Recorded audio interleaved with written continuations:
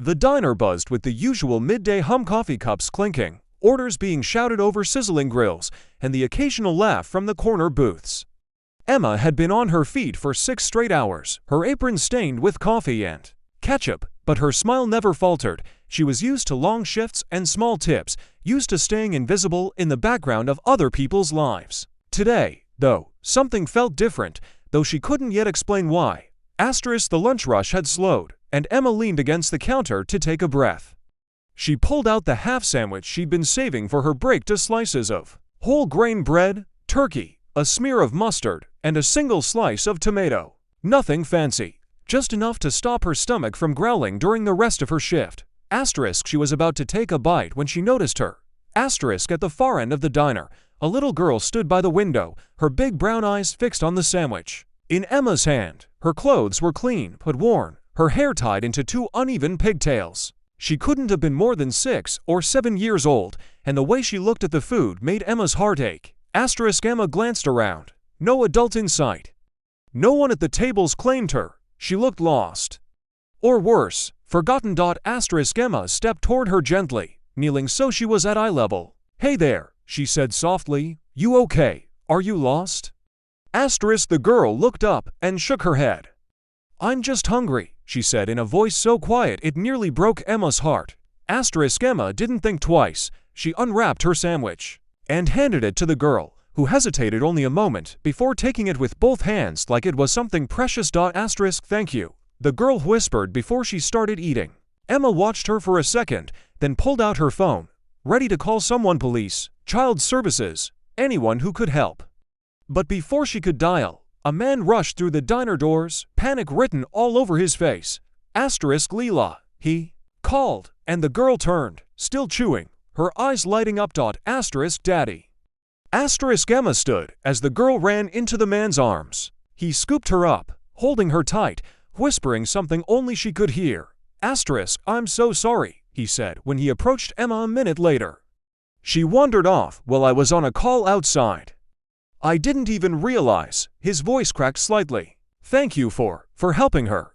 Emma smiled, brushing a strand of hair behind her ear. "She was hungry. I just gave her my lunch." "It's nothing." But it wasn't nothing.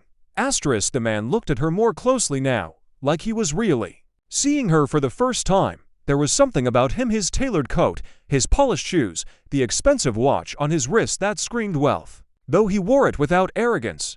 "I'm Ethan Cole," he said, extending a hand. "And that's my daughter, Leela." "Emma," she said, shaking his hand. "Do you always give your food away to strangers?" Emma laughed. "Only to the ones who need it more than me."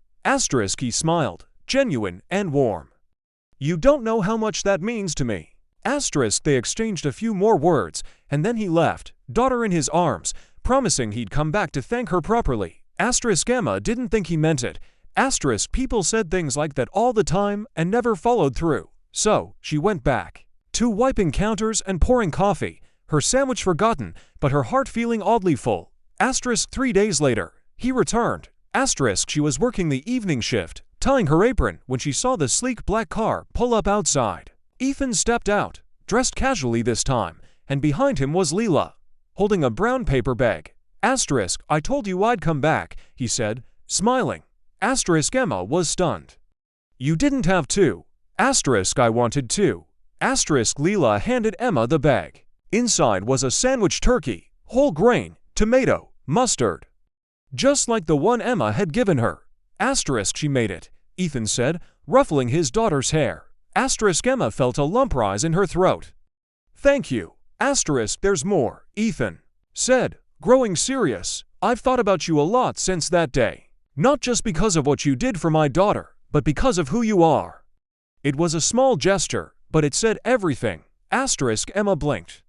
"I don't understand." "I own a hospitality company," he explained. "Hotels, restaurants, cafes. We're expanding to open a series of community-focused diners. I want people who care, people like you." Emma stared at him, unable to process his words.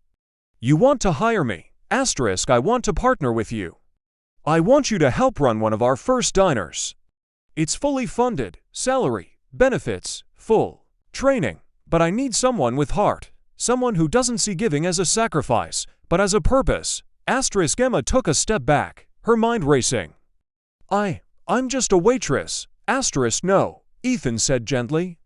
You're the kind of person this world needs more of. You gave your lunch away without knowing who that little girl was, without asking for anything in return. That's who I want leading the team. Tears welled in Emma's eyes.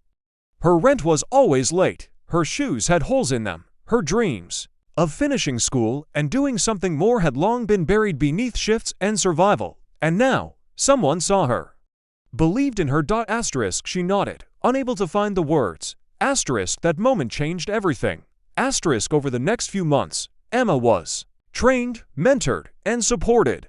She moved into a better apartment, sent money to her mother, and finally enrolled in the college classes she'd put off for years. The new diner opened that spring. Emma named it Leela's Place. On the wall, just near the counter, hung a photo. It was a simple picture, Emma kneeling in front of a little girl, handing her a sandwich, but it told the whole story. Customers would often ask what the picture meant, and Emma would smile. It's about kindness, she'd say. The kind that comes back to you when you least expect it. And Leela. She came by every Saturday, always with a new sandwich, just in case Emma forgot to eat. Sometimes, the smallest things we do ripple into the greatest changes. A sandwich, a smile, a single act of compassion.